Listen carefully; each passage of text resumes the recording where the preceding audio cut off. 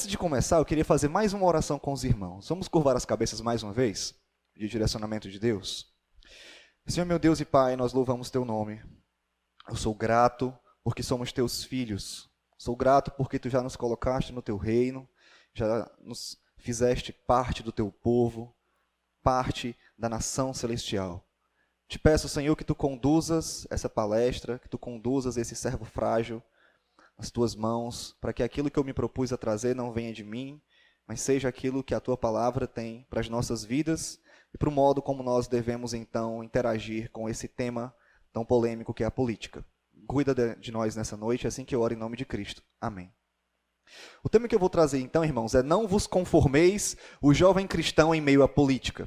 Falar sobre política em meio cristão não é algo novo.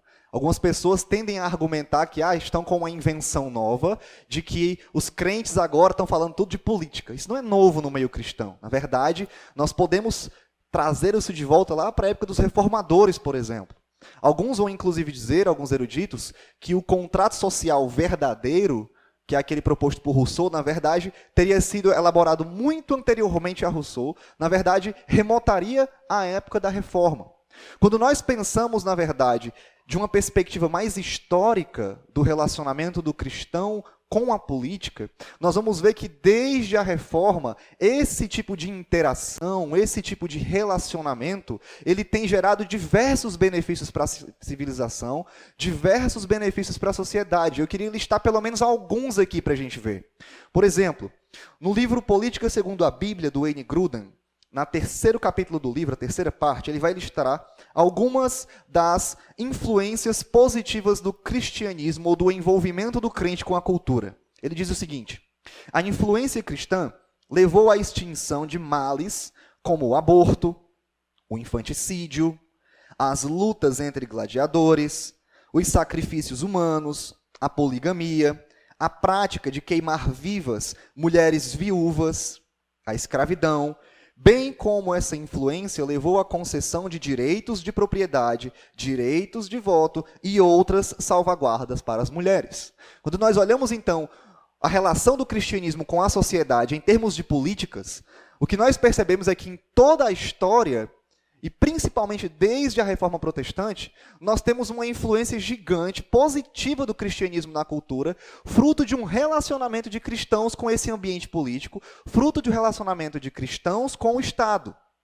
Daí, é interessante nós notarmos também que, ao mesmo tempo que, quando nós olhamos para a história, nós identificamos isso, nós, olhando para a nossa realidade brasileira, nós percebemos uma atitude contrária a essa que a história elenca para nós. Na verdade, quando nós olhamos para a nossa realidade, por exemplo, nós vemos desenvolvido, principalmente em alguns meios evangélicos, que tem uma visão bem estranha de uma distinção entre aquilo que é sagrado e aquilo que é secular, aquilo que é santo e aquilo que é profano, e fazendo uma distinção muito grande, tendem a dizer e enfatizar continuamente que o crente não deve se envolver com política.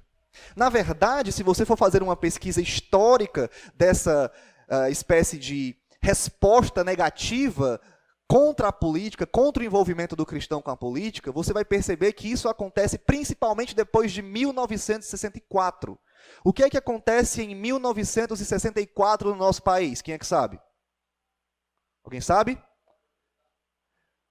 Não ditadura militar, mas o contragolpe do regime militar, onde os militares assumem o poder com a concessão da Câmara do Senado e da Câmara dos Deputados.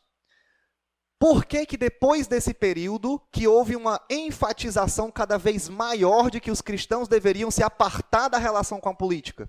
Se você olha o contexto de 64, você percebe que estava se tendo a tentativa de se instaurar uma espécie de ditadura do proletário à semelhança de Cuba, fomentado pelo Partido Comunista Brasileiro e por outras milícias que estavam ali, e aqueles que foram definitivos para que os militares tomassem algum tipo de resposta foram os cristãos, principalmente evidenciados pelas famílias cristãs que se manifestaram nas ruas, pressionaram o governo, pressionaram os militares, para que os militares impedissem que nós tivéssemos aqui a implantação de um regime comunista do proletário ditatorial à semelhança de Cuba.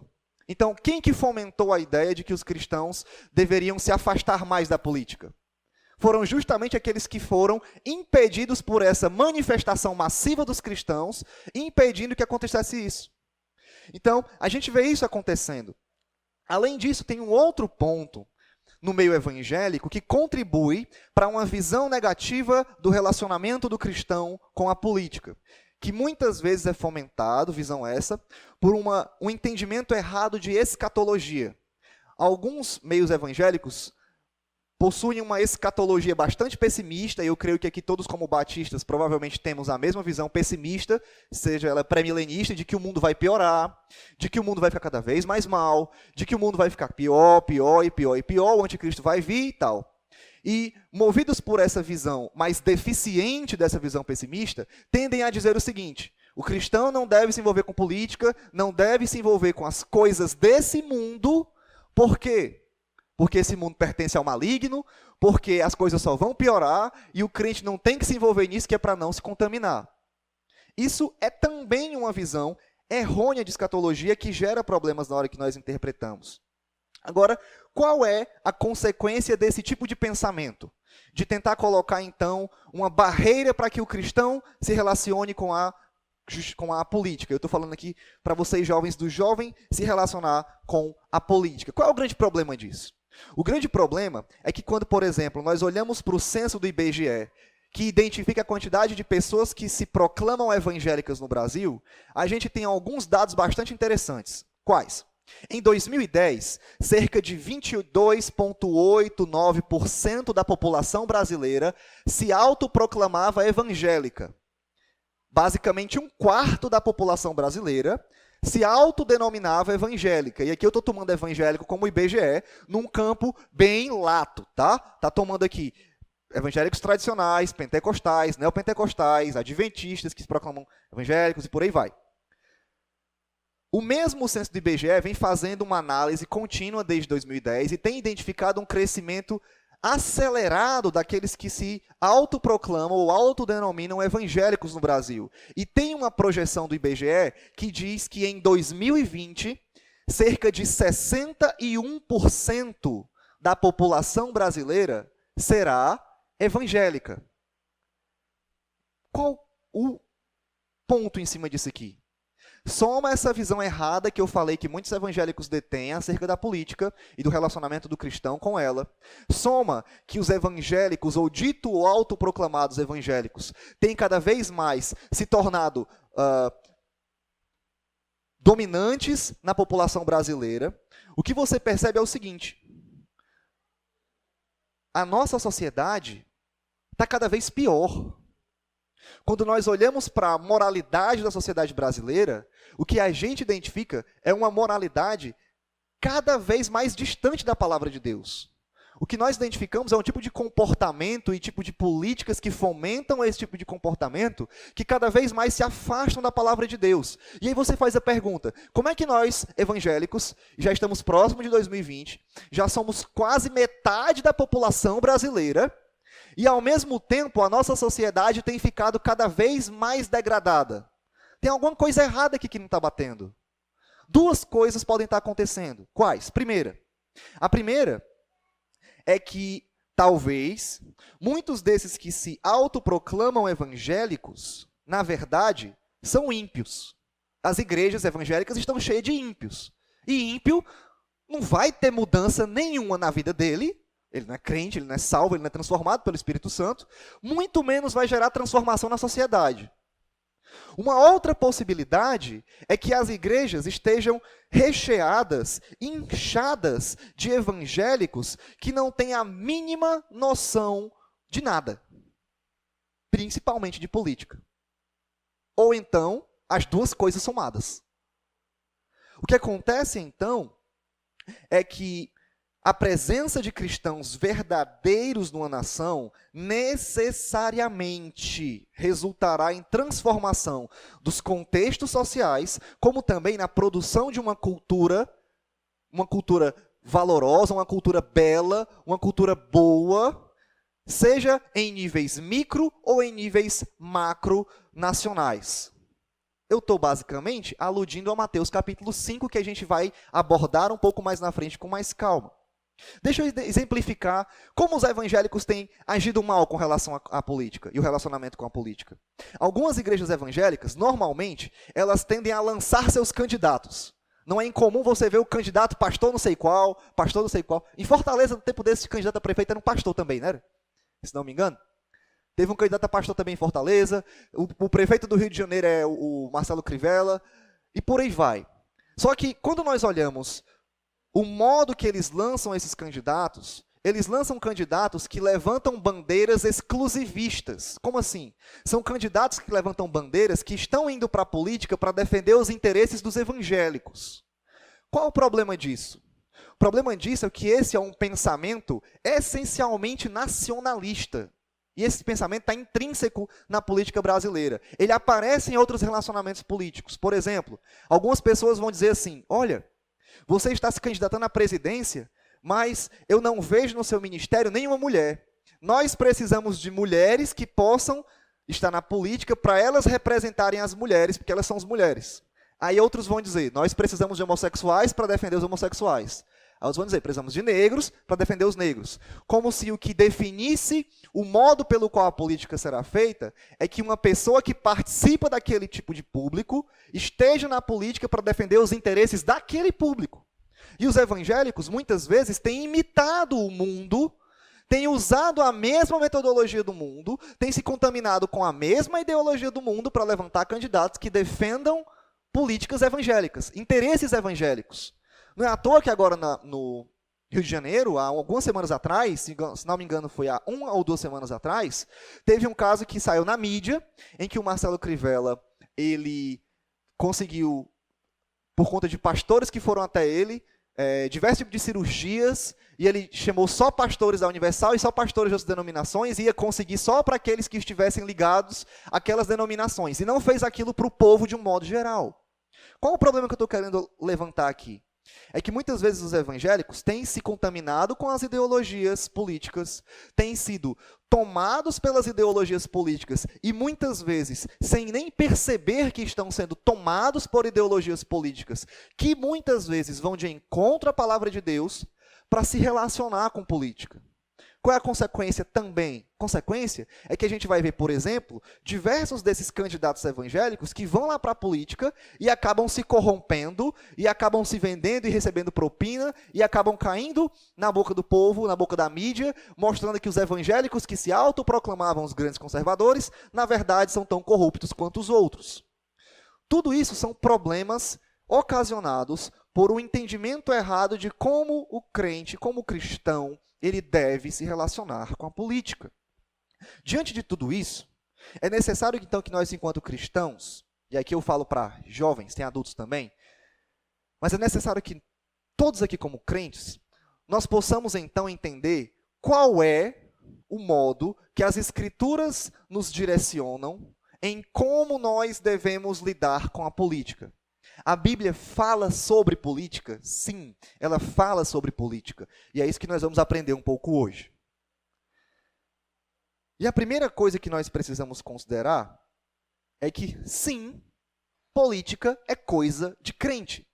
Ao contrário do que muitos falam, e essa semana eu estava conversando com uma senhora que é membro lá da minha igreja sobre isso, ela dizendo que o pastor que estava lá antes de nós, na igreja que nós estamos no Calvário, ele proibia os crentes veementemente de ter qualquer tipo de relação ou envolvimento com política.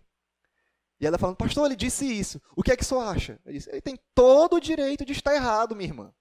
Não tem problema. Política é sim coisa de cristão. Política, ela não está fora das esferas sobre as quais Cristo reina. Na verdade, Colossenses capítulo 1 vai dizer que Jesus ele é o criador e sustentador de todos os principados, de todas as potestades. E ali em Colossenses, a ênfase não é em principados e potestades espirituais necessariamente, mas envolve principados e potestades civis também. Cristo é rei sobre eles, Cristo é soberano sobre eles, Cristo exerce domínio sobre eles. E uma vez que está dentro da esfera do domínio de Cristo, sim, nós podemos lidar com política. Afinal, o que é política? Ora, política, eu peguei aqui alguns conceitos do dicionário Michaelis, Eu vou dizer dois aqui que me chamam a atenção. Nada mais é do que a arte ou ciência de governar. Agora, tem um conceito de política muito interessante que diz assim: política é a arte ou vocação de guiar ou influenciar o modo do governo pela organização de um partido, pela influência da opinião pública ou pela aliciação de eleitores. Ora, política nada mais é do que uma profissão como diversas outras profissões. A diferença é que a política vai lidar com questões que lidam com a sociedade como um todo, no sentido de como se governa sobre toda essa sociedade. E aí é onde vem o ponto. Por quê? Porque, então, uma vez que política ela é uma espécie de profissão também, é uma esfera sobre a qual se desenvolve um certo tipo de trabalho na sociedade, se desenvolve um tipo de bem para os outros, quando nós lidamos com política, então, nós temos que entender o que é que está por trás do fazer político. Lembra que esse último conceito que eu li falou sobre como influenciar os direcionamentos de um governo, pela formação de um partido, pela influência da opinião pública e tal. Isso pressupõe que existem ideologias que fomentam as políticas. Isso é óbvio. Se nós pensarmos em categorias de cosmovisão, todo ser humano possui a sua cosmovisão. Todo ser humano possui algum tipo de pensamento, algum tipo de filosofia, de ideologia, ainda que ele não tenha consciência, que faz com que ele olhe para toda a realidade. E na política não é diferente. Na política existem ideologias que fomentam, então, aquilo que os partidos estão querendo levar para os estados. Na minha igreja, nesse mês, nós estamos tendo diversas palestras na hora da EBD e nós temos lidado justamente sobre o cristão e as ideologias políticas. Lá eu tenho apresentado as diversas ideologias políticas que nós temos, não são poucas, não dá para resumir em políticas de direita e políticas de esquerda, o negócio é muito mais complexo. E nós temos avaliado que quando nós olhamos para essas ideologias políticas, nós identificamos que sim, algumas delas têm alguns elementos que nós, como cristãos, podemos apoiar, mas todas elas têm algo em comum. O quê? Todas elas têm problemas gravíssimos que nós, enquanto cristãos, não somente não podemos apoiar, como temos que rechaçar. O que significa é o quê? Que o crente, ele não pode dizer que ele abraça ou que ele está defendendo, é um proponente, é um defensor de determinada ideologia política. Não é incomum eu ouvir de alguns colegas, eu ouvi de amigos no Facebook de colocar assim: ah, eu sou liberal. Eu defendo política do liberalismo. Ah, eu já defendo socialismo. Ah, eu defendo, sei lá, política conservadora. Sem ao menos considerar o que é que está por trás da totalidade dessas ideologias políticas. Por exemplo, deixa eu dar um exemplo sobre isso. Alguns cristãos, como eu falei, têm dito que são liberais. E qual é o motivo, muitas vezes, que se autoproclamam liberais? Ah, porque o liberalismo, ele prega o Estado mínimo. Ele prega a valorização do livre comércio entre as pessoas, sem a influência da mão do Estado, que tem causado tantos impostos e tem feito a nação empobrecer. Ok, tudo bem, você defende isso. Mas o liberalismo defende só isso? Os mesmos liberais que defendem isso pela intervenção de um Estado mínimo são os mesmos que defendem que o casamento gay deve ser aprovado. E aí? O crente pode votar favorável à aprovação do casamento gay? O crente pode ser favorável à legalização das drogas? Os liberais, por exemplo, muitos deles, na totalidade, vão dizer que as drogas têm que ser liberadas, legalizadas, na verdade, porque uma vez que as drogas forem legalizadas, vai gerar comércio, gerando comércio, vai diminuir o tráfico, diminuindo o tráfico, diminui a violência. E aí a pergunta é, você acha que o Fernandinho Beiramar vai deixar um morro e de traficar drogas para abrir uma cafeteria no Leblon? Eu acho que não. Talvez entraria temas mais polêmicos aqui. Muitos liberais se posicionam, por exemplo, a favor do aborto. Ou outros vão dizer assim, olha, eu não tenho uma opinião formada sobre o aborto, mas eu delego para que a população decida se quer ser favorável ao aborto ou não. Ora, o crente deve, de algum modo, beneficiar políticas que sejam favoráveis ao aborto, direto ou indiretamente? É óbvio que não. Do outro lado, também a gente verifica cristãos que defendem candidatos que roubaram, roubaram absurdos, enricaram ilicitamente, estão presos e ainda continuam dizendo, não, ele é um inocente. Não, mas ele foi condenado em 2 instâncias e uma colegiada, mas ele é um inocente. De santo no mundo é só ele e Jesus. Ah, mas ele defende políticas absurdas. Ele defende a implementação intencional do casamento homossexual, não simplesmente por conta dos direitos dos homossexuais, mas como política de revolução cultural. Candidatos que defendem a implementação da pedofilia, como está sendo discutida nas mídias de forma avassaladora agora. Candidatos que defendem a poligamia, como está sendo discutido no STF. Candidatos que defendem a zoofilia, a necrofilia. E ainda assim você encontra crentes defendendo esses 2 espectros. No caso desse segundo, com a desculpa, mas ele ajuda os pobres. Será que ajudar os pobres é suficiente para mim, para eu defender toda uma ideologia política altamente satânica? É óbvio que não. E aí eu queria entrar em 2 textos aqui para nós vermos que o cristão deve ir por outro caminho. O primeiro deles é Romanos capítulo 12, versículo 2. O Gabriel já comentou algumas coisas sobre ele no começo da pregação, eu não vou me ater muito a esse texto. Eu vou mais me ater ao segundo. Romanos capítulo 12, versículo 2. Nós temos aqui o início das exortações e das advertências de Paulo nessa carta. A gente pode dividir a epístola aos Romanos em 2 grandes momentos. Capítulo 1 ao 11, nós temos um material mais diretivo, de ensino, mais de apresentação de um conteúdo da defesa do evangelho, segundo Paulo entende. E a partir do capítulo 12, nós temos uma série de direcionamentos, de comandos, de exortações feitos por Paulo. E no começo do capítulo 12, Paulo, no versículo 2, faz essa afirmação, esse comando, na verdade, que é muito interessante para nós considerarmos.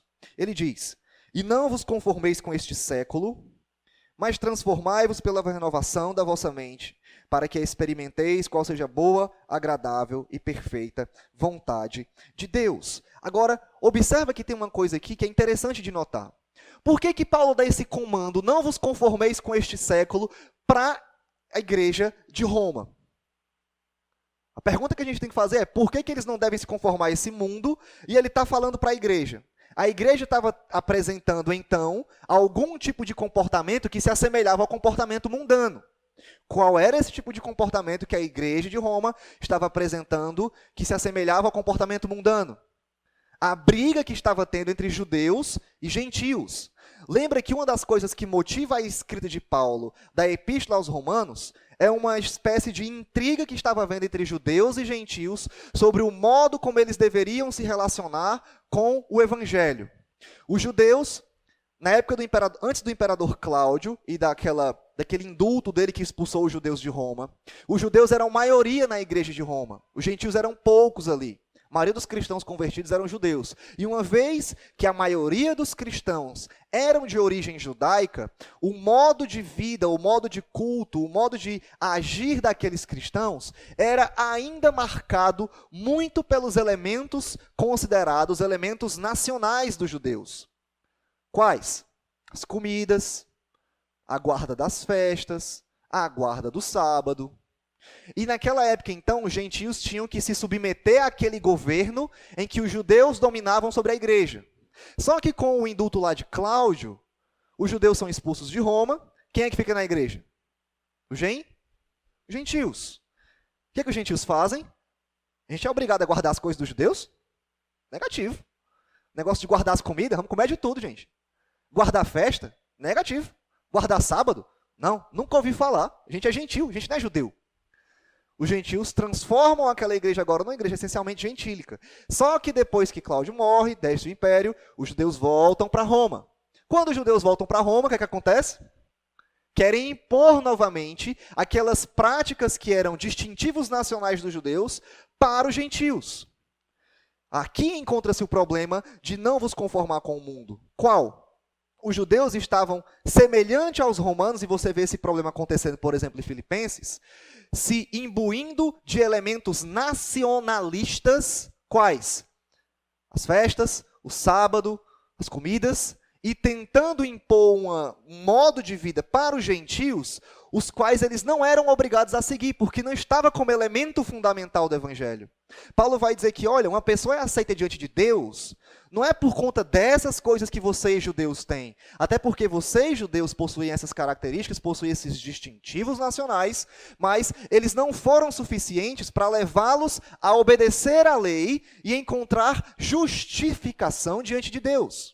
Justiça diante de Deus não é por meio da guarda de elementos nacionais. Justiça diante de Deus, você é declarado justo diante de Deus como alguém agora que não está mais devendo nada para Deus, é por meio da fé em Cristo. Os elementos distintivos nacionais, eles são secundários. O ponto prioritário é soteriológico, para o meu pecado. Ambos estavam mortos em pecados e foram salvos como? Pela fé, pela graça por meio da fé em Cristo Jesus. Secundariamente, esses elementos nacionais dos judeus, então, não deveriam ser barreiras para que houvesse comunhão entre ele e os gentios. É desse modo que Romanos capítulo 12, verso 2 diz para nós, esse comando importante: vocês não devem se conformar a este século. Vocês não devem ter como padrão, como molde da vida de vocês, como aquilo que vai fazer com que vocês sejam identificados, vivam os padrões desse século. Os padrões que vocês devem seguir é qual? O Evangelho, e é isso que Paulo apresenta do capítulo 1 até o capítulo 11. E o modo que eles vão, então, não se amoldar ao mundo, não serem moldados por este século, não serem moldados pelas ideologias, pelas filosofias desse século, como é? É transformando, pela transformação, pela renovação da vossa mente, para que experimenteis qual seja a boa, agradável e perfeita vontade de Deus. Agora, como que essa transformação ocorre? É por meio do quê? Do Evangelho. Não é por meio das ideologias mundanas. Deixa eu trazer isso para o nosso contexto e aplicar aqui, aplicar o nosso tema do relacionamento do crente com a política. O que fica óbvio é que o crente não pode ser moldado por princípios ideológicos pagãos, por princípios ideológicos terrenos. O crente não pode abraçar uma ideologia política. O crente não pode tomar uma ideologia política para si e dizer, olha, eu defendo essa ideologia, eu proponho, eu propago essa ideologia. Não! Não pode, porque essas ideologias vão possuir, na verdade, centenas de pressupostos que prometem, por exemplo, descrever a realidade para você. Existem ideologias políticas, por exemplo, como o socialismo de Marx e Engels, o socialismo científico, em que ele propõe o modo como você deve olhar o problema da humanidade. Ele vai dizer, sabe o que é o mal no mundo? A religião vai dizer que o mal é uma história de pecado. Olha, isso lá é mal no mundo?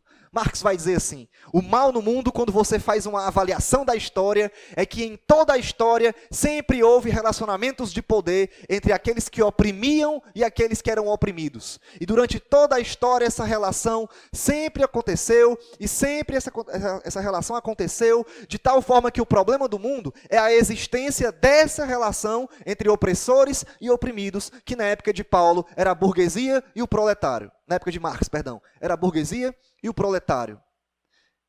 Isso é uma leitura da realidade completamente absurda. Não faz sentido. E uma vez que ele apresenta para você esse tipo de leitura da realidade, apresenta para você esse tipo de leitura do que é o mal na sociedade, ele também vai apresentar o que é a redenção para a sociedade. Se nós sabemos pelas Escrituras que o mal essencialmente na sociedade é o pecado, qual é a solução para o pecado? Qual é a solução para o pecado? Qual? Não ouvi. É Cristo. Uma vez que você abraça uma ideologia política, e estou pegando o exemplo de Marx aqui, ele vai dizer, como é que você acaba com o mal no mundo? O mal não é o pecado, o mal são as relações de opressão e opressor e oprimido. Você resolve esse problema todinho acabando com essa relação. Como é que faz isso, Marx? Marx vai dizer, vamos estimular o proletário a pegar em armas, matar os burgueses, e quando matar os burgueses, toma tudo e divide entre eles. Mas isso não é suficiente, Marx. E aqueles que não têm o poder nas suas mãos, mas são burgueses? Vamos destruir a família. E aí no Manifesto Comunista, Marx diz assim, e até mesmo muitos comunistas nos têm como radicais quando nós pregamos que a família tem que ser destruída. Que família que Marx está falando? Homem, mulher e filhos, pai, mãe e filhos. E ele vai dizer, o pai é um grande burguês opressor. A mulher é aquela que vive em casa, debaixo do governo do marido, para cuidar do marido e dos filhos. E o filho é aquele projeto de burguesinho que está sendo ensinado pela mãe, pelo pai, num contexto religioso e vai perpetuar essa relação de burguesia. É o que ele diz? Tira a mulher de casa, torna ela independente, joga ela para fora, tira a educação dos filhos o quanto mais cedo para o Estado mostrar como a pessoa tem que ser educada, do modo como o Estado deseja educar, e aí você desconstrói a família e você acaba com a burguesia. O cristão pode apoiar essas coisas? O cristão pode abraçar essas coisas? Romanos capítulo 12, versículo 2, e para nós o quê? Nós não podemos nos deixar ser moldados pelo mundo. Não devemos permitir, não devemos nos deixar ser modelados pelas ideologias e filosofias do mundo. Para o nosso tema, o crente não pode se deixar modelar, deixar construir toda a sua cosmovisão pelas ideologias políticas. Esse é o primeiro ponto que eu queria pegar. Agora, quando eu falo isso, é óbvio que nós não estamos falando em o cristão utilizar a política para construir um Estado cristão no mundo. Em nenhum lugar das Escrituras você vai ver qualquer tipo de menção, ordem, comando ou sugestão de que os crentes devem criar uma cidade de crentes. Na verdade, se você olhar para a história, os países ou cantões medievais em que havia uma confusão entre religião e Estado, estava ali misturado, era algo meio teonômico, sempre deu problema. Vamos para a história pós-reforma. Quando você olha os cantões católicos, que se misturava lá o catolicismo com o governo, o que acontecia com os protestantes? Ninguém sabe? Matavam. Vamos pegar os cantões protestantes. O que acontecia com os católicos que iam para os cantões protestantes? Morte do mesmo jeito. O que acontecia, por exemplo, com aqueles que vieram da Nova Inglaterra para estabelecer o novo céus e nova terra, como alguns puritanos diziam, aqui nos Estados Unidos, quando chegaram no Mayflower? Aqueles que eram contra o pensamento vigente daquela cidade, daquele povoado, eram expulsos para ir viver fora da cidade. Para aquele contexto, você tinha uma cidadezinha, o resto era floresta, com índios canibais, urso, lobo. Você estava dizendo o que para aquela pessoa? Sentença de morte, não é não? Sempre que o Estado se confunde com a religião, dá problema. O nosso ponto não é que o cristianismo deve ser utilizado como uma forma de construir um Estado cristão. A Bíblia é clara para nós ao mostrar a distinção entre a cidade de Deus e a cidade dos homens. A cidade de Deus se encontra dentro da cidade dos homens, mas não se confunde com ela. Um outro ponto que merece nossa consideração é o texto de Mateus capítulo 5. Vamos abrir lá comigo. Primeiro discurso de Jesus, colocado por Mateus no seu evangelho. Primeiro dos 5 discursos. Especificamente o discurso conhecido como Sermão da Montanha ou o discurso da ética do reino. Capítulo 5, versículos 13 a 16, diz algo interessante para nós e que vai nos ajudar a entender como o cristão se relaciona com a política. Mais uma coisa.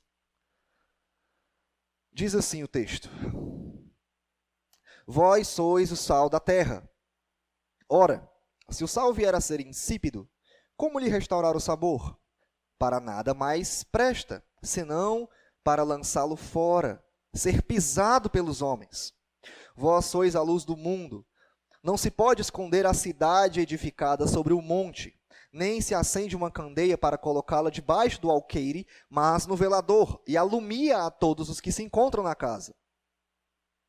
Sim, brilhe também a vossa luz diante dos homens, para que vejam as vossas boas obras e glorifiquem a vosso Pai que está nos céus. Qual o ponto de Jesus aqui nessa metáfora do sal e da luz? É óbvio que a ideia do sal aqui, ele possui muitas possibilidades de interpretação para o significado do que quer dizer sal da terra.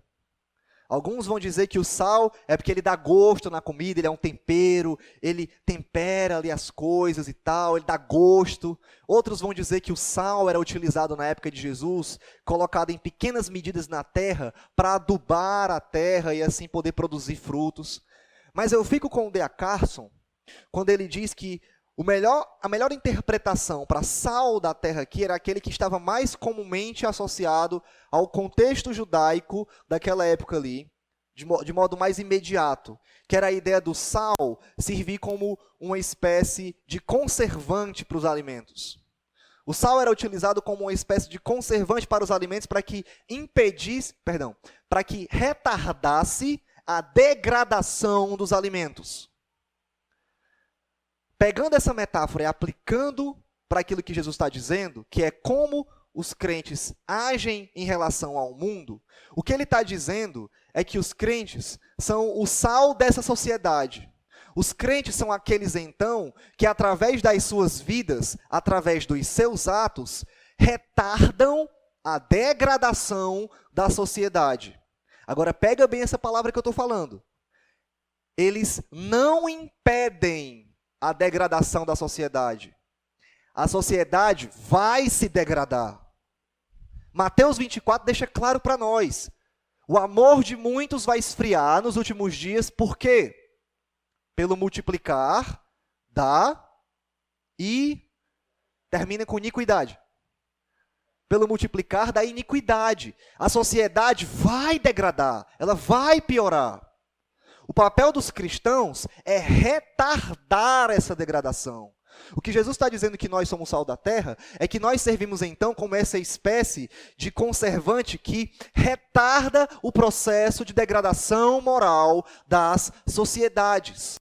E aqui tem um ponto de ligação direto para nós com relação à política. Porque quando o crente vai lidar com política então, quando o crente vai se relacionar com a política então, ele não entra na política, por exemplo, com alguns valores ideológicos que dizem que é papel da política mudar a natureza dos homens. Nós temos que gerar um tipo de Estado que vai mudar a natureza dos homens e vai nos levar a uma sociedade perfeita. Vamos viver todo mundo com tudo dividido, ninguém vai ter mais que ninguém, todo mundo vai viver em paz. Ora, isso vai de encontro direto ao que Jesus acabou de dizer.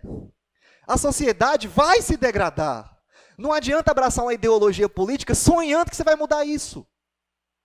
A função do crente, quando ele lida com a política, primeiramente, é saber que, através da política, através do fazer político, da ação, então, das relações do Estado com a sociedade, o que o crente tem que fazer é retardar o processo de degradação daquela sociedade.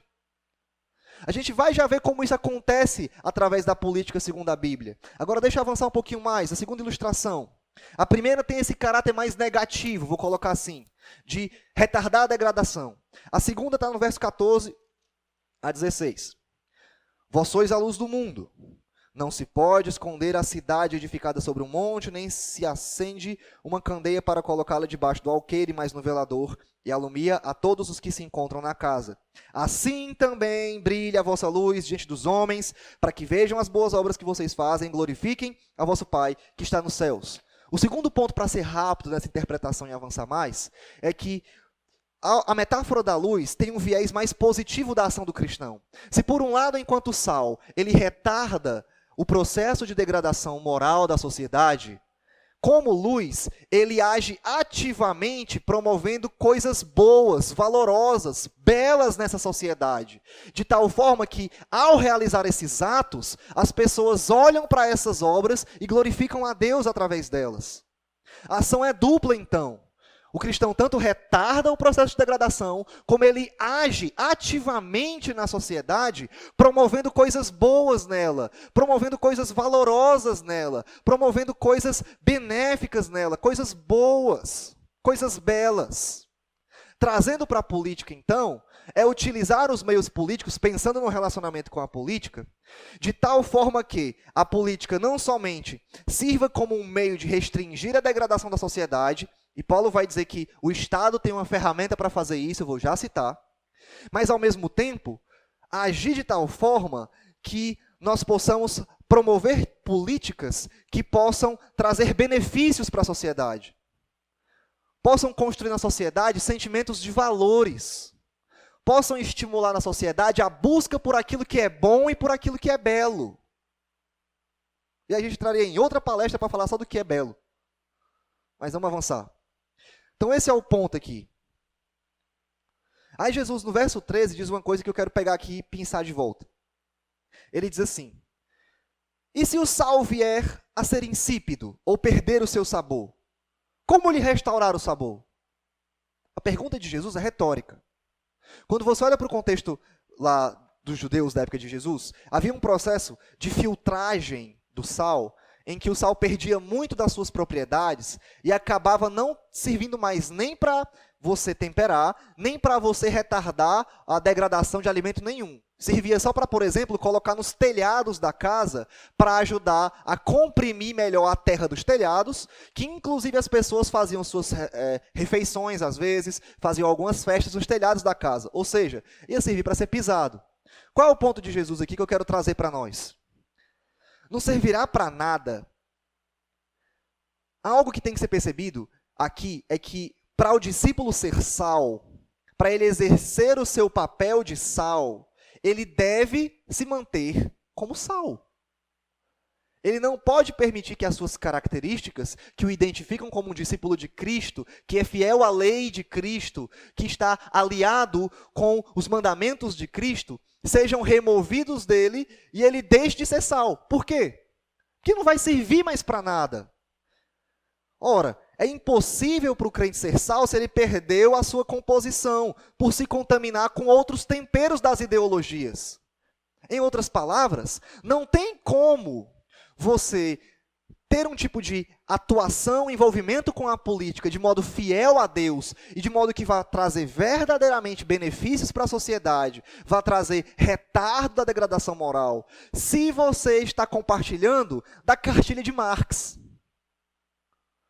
Não tem como se você olha para a realidade da perspectiva de Gramsci, que vai olhar para a sociedade e dizer, olha, tudo que tem relação com a filosofia, com a religião judaico-cristã, que está intrínseca na sociedade ocidental, tem que ser destruída. Não tem como. Em outras palavras, o crente não pode adorar a Deus e adorar as ideologias ao mesmo tempo, se ele quer lidar com política. Ele tem que se submeter aos princípios da palavra de Deus, conservar-se como sal e entender que o seu papel é de retardar a degradação moral, ao mesmo tempo que age de forma boa, bela, para o bem daquela sociedade, de tal forma que eles louvam a Deus por isso.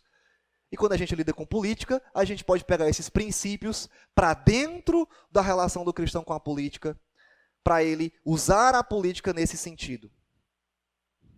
Agora, isso só vai acontecer, passando bem rápido em cima disso, se você conhecer as Escrituras.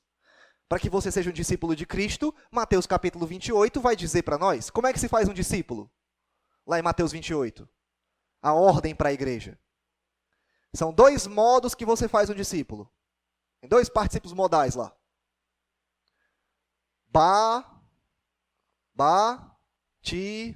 Batizando e ensinando. Ensinando o quê?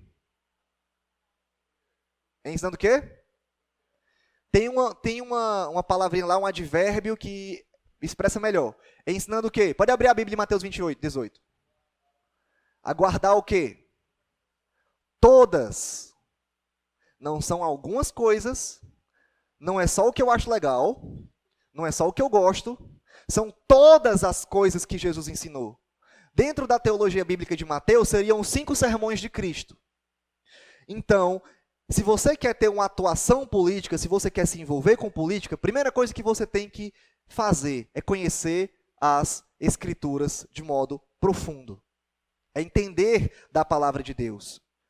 Pensando mais especificamente em como lidar com a política, você tem que conhecer, por exemplo, como as Escrituras abordam a política. As Escrituras falam sobre isso. É válido nós observarmos, por exemplo, como a política é apresentada nas Escrituras no Estado teonômico de Israel. Agora, óbvio que tem que se levar em consideração as distinções entre a antiga e nova aliança. Mas olhar para aquilo que está lá atrás. Se nós formos resumir a legislação, por exemplo, da Antiga Aliança, lá de Israel, a gente poderia resumir ela em 3 pontos básicos, pensando em categorias de política. As leis de caráter mais político da Antiga Aliança, lá de Israel teocrático, elas tinham 3 características básicas. Qual? Primeiro, elas propunham que fosse aplicado justiça. Segundo, propunham que fosse desenvolvido de uma forma que amplificasse e estimulasse a bondade. E, ao mesmo tempo, estimulasse também a solidariedade. Isso sofre meio que uma alusão no Novo Testamento. E é o último texto que eu quero abordar antes de passar para o final, que é Romanos capítulo 13. Pedro, no seu segundo capítulo da primeira carta, ele vai falar algo bem semelhante a Paulo, então eu vou me ater ao capítulo 13 de Romanos. Em Romanos capítulo 13, as Escrituras vão dar uma espécie de norte para nós sobre aquilo que caracteriza o Estado, ou que caracteriza especificamente as funções do Estado. Primeira coisa que o Estado, aqui eu preciso considerar isso, é que eu penso que não dá para você construir uma imagem de como deve ser o Estado a partir de Romanos capítulo 13. Alguns crentes têm olhado para Romanos capítulo 13 de uma leitura política e têm dito que ali Paulo está defendendo, está estabelecendo que o modo como o Estado deve ser é um Estado mínimo. Eu penso que Paulo não está fazendo isso. Eu penso que dentro do contexto aqui de Romanos capítulo 13, Paulo está aplicando que o Estado é a ferramenta que Deus usa para se vingar daqueles que fazem o mal. O final do capítulo 12 de Romanos, Paulo diz assim: não vingueis a vós mesmos, mas deis lugar à ira, porque assim diz a palavra de Deus. Minha ira eu aplicarei. Alguns crentes poderiam pensar: tá bom, Deus, a ira é tua, não vou me vingar. Mas essas pessoas estão fazendo mal contra nós. Nós temos que esperar até o último dia para que tu te vingues delas? Romanos capítulo 13, Deus diz: não, eu já aplico a minha vingança agora. Como? Por meio do Estado. Agora, ao definir que o Estado é essa ferramenta de vingança da mão de Deus, Paulo apresenta para nós pelo menos 2 características que revelam as funções mínimas do Estado para ele ser um Estado que Deus aprova, ou um Estado o qual foi estabelecido como Deus queria que fosse. Quais são? Romanos capítulo 13, versículo 4, especificamente. Olha o que diz lá: visto que a autoridade é ministro de Deus do teu bem, visto que a autoridade de Deus é ministro de Deus para o teu bem. Primeira característica da função do Estado é para fazer o bem.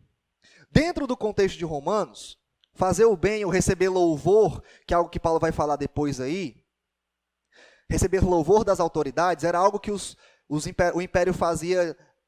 De meses em meses ele colocava tipo uma placa dizendo quem eram os melhores cidadãos do império, aqueles que mais contribuíam para o desenvolvimento do império. Isso era receber louvor do Estado, no contexto de Roma.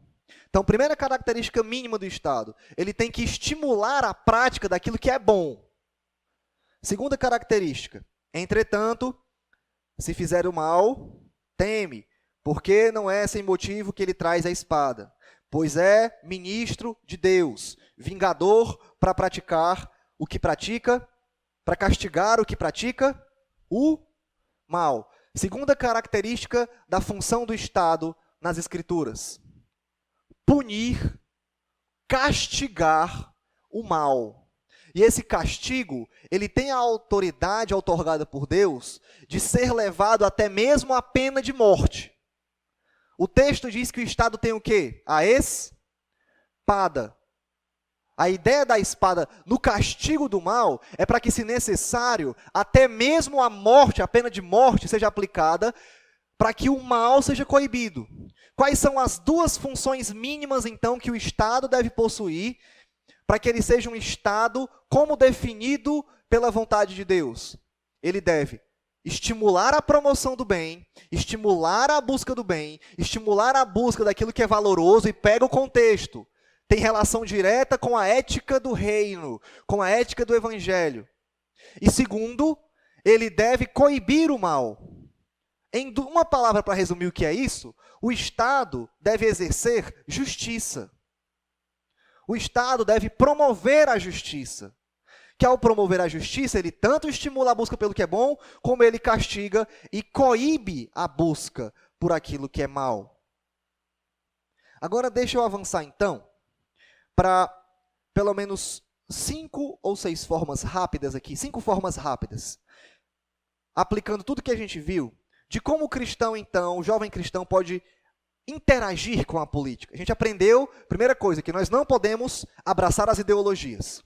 Nós não podemos defender veementemente, cegamente as ideologias políticas. Nós temos que ser moldados pela ética do reino, transformar as nossas mentes pelo conhecimento da palavra de Deus, entender que nós devemos impedir a degradação da sociedade e estimular a busca ou a promoção de coisas boas, belas e valorosas na sociedade. E isso tem relação direta com o Estado também. Agora, como que o crente pode fazer isso? Primeira coisa, orando. Primeiro modo que você, jovem cristão que está me ouvindo, pode interagir com a política é orando. 1 Timóteo capítulo 2, versículos 1 e 2, tem um comando de Paulo, dizendo que nós devemos orar por todos os homens, pelos reis, pelos que estão em posição de autoridade, para que nós possamos desenvolver uma vida piedosa em paz. Se o Estado realiza a sua função mínima, independente de ser uma monarquia, de ser um Estado agigantado, de ser um Estado mínimo, se ele realiza as suas 2 funções mínimas que a Escritura preconiza, que é estimular o bem e coibir o mal, ele vai promover um estado de paz para que nós possamos viver vida piedosa. E isso é agradável diante de Deus. Então, a primeira coisa que você faz é orar. Ore por aqueles que estão no governo, para que eles mudem, para que abandonem essa vida de corrupção. Ore para que Deus converta os seus corações, para que eles possam realizar mandatos idôneos. Ore para que eles possam lutar por leis que promovam a justiça. Recentemente no Brasil nós temos a aplicação de uma lei que trouxe a cabo uma coisa chamada audiência de custódia. O que é a audiência de custódia? Por conta da influência da ONU, que olhou para o estado dos prisioneiros, dos presidiários brasileiros, e disse que eles estavam em condições desumanas por conta da superlotação dos presídios, a ONU disse que o Brasil não estava promovendo os direitos humanos. Somado a isso, criou-se então a audiência de custódia. O que é a audiência de custódia? Nada mais é do que audiências que avaliam as penas dos presos e libertam os presos. Ah, você era traficante de drogas. Tá bom, dá para liberar. Já cumpriu quanto? 1 ano. Tá bom, libera. Ah, você assaltou uma pessoa ali. Matou? Matou não. Então pode soltar. Foi só um assalto? Foi. Deixa solto. Para que impeça que as cadeias fiquem superlotadas. Ore para que leis como essa não sejam aprovadas. Ore para que leis justas sejam aplicadas no nosso país. Leis que verdadeiramente castiguem o mal. Que castigando o mal, é óbvio que as pessoas não vão querer continuar praticando.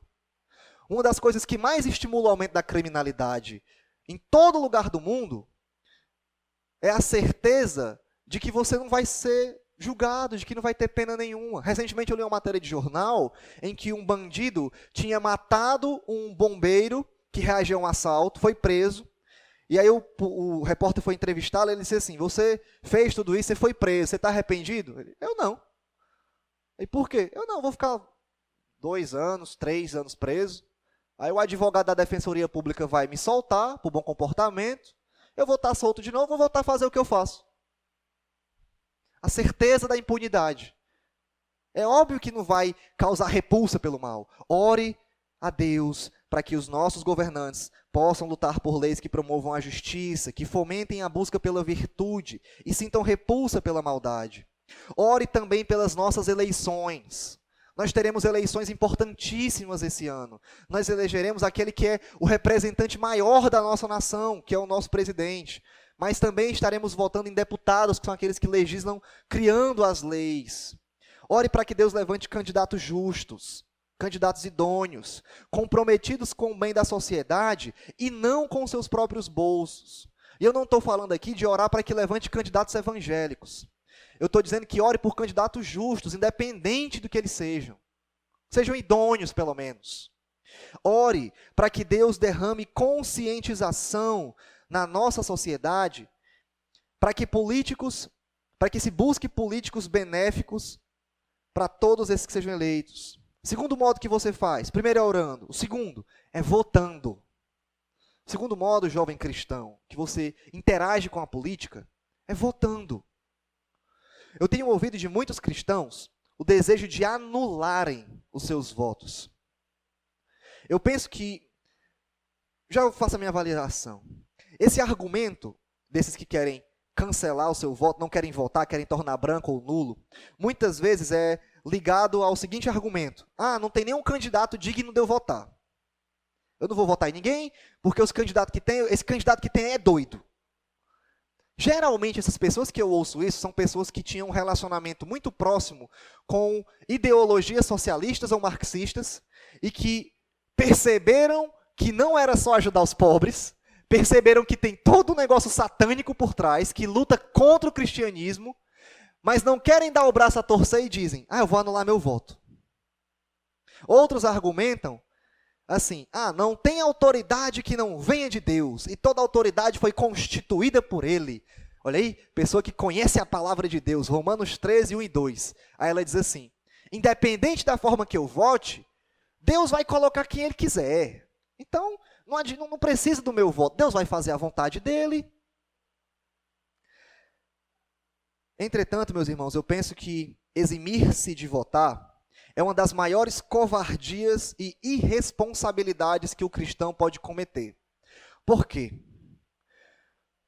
Porque só existem dois meios diretos pelos quais nós podemos participar da vida política. Ou é votando, ou é se candidatando e sendo eleito. Nós vivemos num país em que o voto, o sufrágio, ele é universal, ele é entregue a todas as pessoas. Nós não vivemos numa monarquia que é uma monarquia familiar, em que o reino é passado de descendente para descendente. Nós não vivemos num império, nós não vivemos numa ditadura, nós vivemos num governo que permite que nós nos movamos para eleger os nossos governantes. Cristãos que abdicam da responsabilidade de votar, na minha opinião, estão sendo extremamente covardes e irresponsáveis. O voto é o meio que nós podemos escolher aqueles que vão nos representar, é o meio que nós vamos colocar poder nas mãos daqueles que têm as ferramentas disponíveis para promover justiça nessa nação. E aqui é que mora a covardia. Eximir-se de votar, eu penso assim, é eximir-se da responsabilidade de ser sal da terra. Se você não vota, você diz: eu não me importo quem vai ser eleito. E se quem foi eleito for justamente aquele que vai promover a maior degradação da sociedade? De forma indireta, você está contribuindo para a promoção da degradação da sociedade. Pense no censo do IBGE que eu citei no início dessa palestra. Nós já somos praticamente maioria nessa nação. Já pensou se todos os crentes se parassem para estudar a palavra de Deus, analisar as ideologias políticas e votassem com consciência, o tipo de candidatos que nós teríamos eleitos nessas eleições? O tipo, consequentemente, de leis que seriam desenvolvidas? Quantos benefícios nós traríamos para a nossa nação? A partir da avaliação das ideologias políticas, o meu direcionamento pastoral para a vida de cada um de vocês é que você procure votar naquele candidato cuja conduta, o histórico, principalmente as suas propostas e a ideologia que ele carrega e que o partido dele carrega, menos se distanciem daquilo que as Escrituras estabelecem como bom, verdadeiro, justo e belo. Não estou falando para procurar o candidato que mais se aproxima da Bíblia, que hoje a gente não tem. Estou dizendo para procurar aquele que menos se distancia, tanto no seu agir como nas suas propostas e ideologias. Terceiro modo que você, cristão, jovem, pode participar efetivamente da vida pública é se candidatando. E sim, geralmente quando eu falo sobre política, eu falei que esse era o meu objetivo na minha igreja, nas palestras que eu estou falando sobre política, é criar no coração de algum irmão o desejo dele querer participar da vida pública. De quem sabe, sei lá, ele querer ser um vereador, ser um deputado, ser alguém que se envolve diretamente com a política. É óbvio, jovem cristão, que se você quer se candidatar à vida política, você deve se preparar para tal. Você deve prioritariamente ser um profundo conhecedor das Escrituras, uma vez que você deverá lutar por leis que promovam justiça segundo os padrões de Deus. Não é segundo os padrões do mundo, que chama aquilo que é bom de mal e aquilo que é mal de bom. Além disso, você deve se preparar lendo os clássicos, conhecendo as ideologias, inclusive aquelas mais contrárias à Escritura. Enfim, você deve se tornar um intelectual nessa área. Quarta forma, se você está notando, que você pode interagir com a política: ensinando. A quarta maneira que você pode interagir com a vida política é estudando e ensinando outras pessoas sobre política. Quem sabe fundar um grupo de estudo na igreja sobre política, para ajudar a ensinar outras pessoas do bairro sobre política. Quem sabe um grupo no WhatsApp, quem sabe um grupo no Facebook. Enfim, promova, estimule as pessoas a conhecerem sobre política, ensine sobre política, para que as pessoas possam votar de modo consciente, de modo mais apropriado, e não elejam candidatos terríveis como tem acontecido no nosso país há tanto tempo. As possibilidades são vastas para essa parte aqui, e eu deixo a criatividade com vocês. Quinto e último, participando da associação de moradores do seu bairro, por exemplo. Procure se informar de como está o seu bairro, quais as necessidades do seu bairro, do seu município, da cidade de Cascavel, por exemplo, do bairro de Passaré, da cidade de Fortaleza, do estado do Ceará. Procure conhecer como está esse estado, como estão as relações, desde as mais micro até as mais macro. Seja como os filhos de Issacar, como está lá em 1 Crônicas, que eles conheciam as eras e por conta disso sabiam como Israel deveria agir. Procure estar relacionado com as questões da necessidade local das pessoas, para que você possa lutar junto da associação de moradores por políticas mais justas. Sexto e último, você pode interagir com a política escrevendo cartas ou abaixo-assinados para aqueles que estão nos poderes. Uma última maneira é essa: escreva para os governantes locais, escreva para vereadores, escreva as suas percepções para algum vereador. Talvez você possa escrever, levantar todo um estudo político bem apurado, bem fundamentado, e entregar para um vereador, entregar para um deputado, para que ele possa estudar aquilo, levar a cabo aquilo na prática. Escreva, estimule a construção de abaixo-assinados. Faça abaixo-assinados, por exemplo, lute por isso junto à sociedade, para que você apresente junto aos representantes municipais, para que não seja implementada, por exemplo, a ideologia de gênero nas escolas. Nós sabemos que, por exemplo, em Sobral foi implantado de modo autoritário pelo prefeito de Sobral, o Ivo Gomes. A Câmara Municipal rechaçou a ideologia de gênero nas escolas e o Ivo Gomes implementou a ideologia de gênero de forma autocrática, de forma totalitária, despótica. Haja dessa forma, escrevendo cartas ou abaixo-assinados. Uma ressalva rápida eu quero fazer, antes de concluir. Nós estamos falando do relacionamento particular do cristão, e aqui você, jovem cristão, com a política. Nós falamos como deve ser a nossa postura em relação às ideologias. Nós somos sal da terra, nós somos luz do mundo, nós não podemos nos deixar moldar por essas ideologias, mas temos de transformar a nossa mente pela palavra de Deus, temos que agir nessa sociedade, entendemos o papel mínimo do Estado, de acordo com a Bíblia, mas eu quero fazer uma ressalva em relação a esse relacionamento. É que, lembre-se que isso não é o papel da igreja. Nós temos um crescente movimento caiperiano surgindo no nosso país. O que é um movimento caiperiano? É baseado em Kuyper, é baseado nas ideias dele do neocalvinismo, de relacionar os princípios da Bíblia com todas as áreas da nossa sociedade. Qual é a minha ressalva aqui? Cuidado para, nesse envolvimento com a política, você não se esqueça das, primeiro, prioridade da igreja. A igreja não existe para fazer política. A igreja existe no mundo para fazer discípulos. E segundo, não esqueça do seu papel como cristão, o seu primeiro e principal papel como crente na sociedade, que é fazer discípulos, é proclamar o evangelho do reino de Deus. Cuidado, o meu ponto aqui, para você não confundir a participação política efetiva com o banimento do evangelismo. E achar que, atuando politicamente, você vai construir uma sociedade que vai crescer moralmente. Sim, o evangelho ele educa, sim, ele traz educação para a sociedade, mas educar uma sociedade não é suficiente. Através do evangelismo, Deus pode transformar essa sociedade. Então, cuidado na hora de estabelecer as prioridades aqui. Essa é a minha ressalva. Para concluir, eu espero, irmãos, que nessa pequena palestra eu possa ter apresentado ainda de modo introdutório como que o jovem cristão pode se relacionar com a política. E se for para resumir tudo que eu falei hoje, os principais pontos que nós tratamos, que seria ser um discípulo de Cristo, conhecer a palavra, conhecer política e participar ativamente na sociedade, se você não entendeu nada do que eu falei, se você não lembra nada do que eu disse, pegue pelo menos essas 3 frasezinhas aqui para a sua vida sobre como o cristão se relaciona com a política, tá? Primeiro, seja sal. Segundo, seja sábio. E terceiro, seja ativo. Decore pelo menos isso. Amém?